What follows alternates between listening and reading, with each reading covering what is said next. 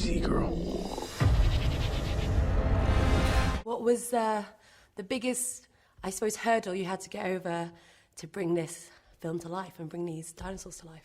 It's a great question, and I think for me the biggest hurdle was how we actually breathe life into these, often digital creations that we have to bring to the screen, and how we engage all of the departments in the film into the post-production process, and the way that we did that actually was a very deliberate collaboration between Neal's creature effects team and my visual effects team to try and come up with the best suite of tools, so that on set we could bring real dinosaurs. Sometimes they were inflatable, sometimes they were amazingly detailed animatronics, so that our actors could work with them directly on set. Our director could direct a performance on the day, and that gave us a fighting chance to sort of make sure that the digital dinosaurs, you believed their performance, because there was a real performance as the basis for those characters.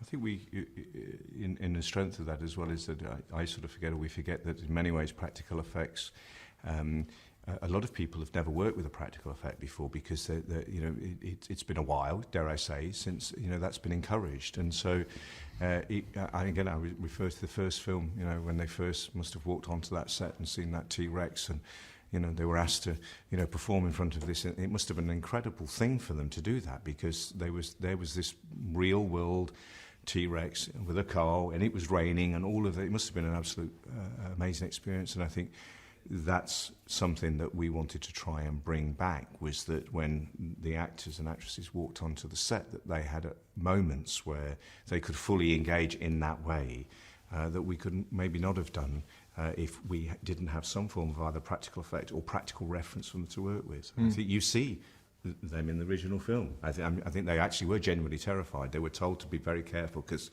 I think water was a bit of a worry at some points, and they were scared stiff that the T-Rex might suddenly bite their heads off. And you can see it. You see it in the sequences, and then hopefully you see it in a few of ours. You do, and you achieved the same thing. Neal's creatures terrified our actors on a number of occasions. Bit them. And the crew. It bit them. They made them jump. They made them cry. They made them laugh. And that brought such great energy to the process. Yeah, I think that the sequence with where at the very beginning, where Owen is looking, he's talking to little Blue. We did that, didn't we? In a scene, we just made a couple of very simple, literally toys that ran around on wheels, just to give the idea for really more for a sight line for Chris to play to. And one of our puppeteers had a rod on the head of one of them, which enabled them to puppeteer it. And it was JJ observing that, Chris's reaction to that little model, that I think was a really good first indication of the strength of being able to participate either on or off camera. He totally went. He totally engaged, and he was amazing. There was an interaction between them. And it was and Robin, who was the performer, literally, Chris was almost talking to this little puppet as if he was talking to Robin, who was performing it. And suddenly two actors are working together. The dinosaur is essentially, not the main, not the main focus. It's two actors acting together, and then David put Blue back in later. How many of these kind of puppets, animatronics are you making? I mean, how many Blues are there? There was only one Blue, essentially, that was made as a practical effect, indeed. And again, that comes back to what we tried to do, I think, was to work very closely together at... essentially, you can do all of what you see in that film digitally. So I think we have a higher responsibility to look and say, as a team of people, what are we really trying to achieve here? Because really, is there any need for me to be here? Probably not. Not from a visual effects perspective, but on a filmmaking perspective, suddenly that blend becomes so much more important and so much more valid, because what you're really doing is you're trying to enhance and service the director's aspirations, the actor's interaction, the DOP. Everybody, as David said, becomes engaged in the moment when you walk on with a practical effect, and so its validity starts right there and then. And for me, it doesn't matter if it makes it to film or not specifically. If it's a greater thing than just what you see on film, and I think that's what I think we're both very proud of, is that we were able to work on film and behind the scenes in almost to the same degree. Hopefully, as I say, most of that will never be seen, but I think it remains in JJ's memory. Obviously, these technical like props, I suppose, and I know recently a prop store did a whole sale of them, and like these are kind of worth a lot. Has anyone got like dibs on certain ones?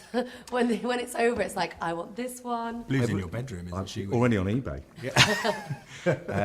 Yeah, all the original creatures I own and sell for my own personal gain, and everybody else has just got replicas. No, they're asseted at the end of the film, because obviously. What does that mean? So this asseted is that they're wrapped up and stored, and sometimes they're lost forever, and that's why these things suddenly appear on, should I say, the black market, if you call it that, or whatever it is, web. the fan market. The dark web. We need them back. If we do another one, then we're going to use them. Absolutely, or they are, you know, there to be used for other purposes.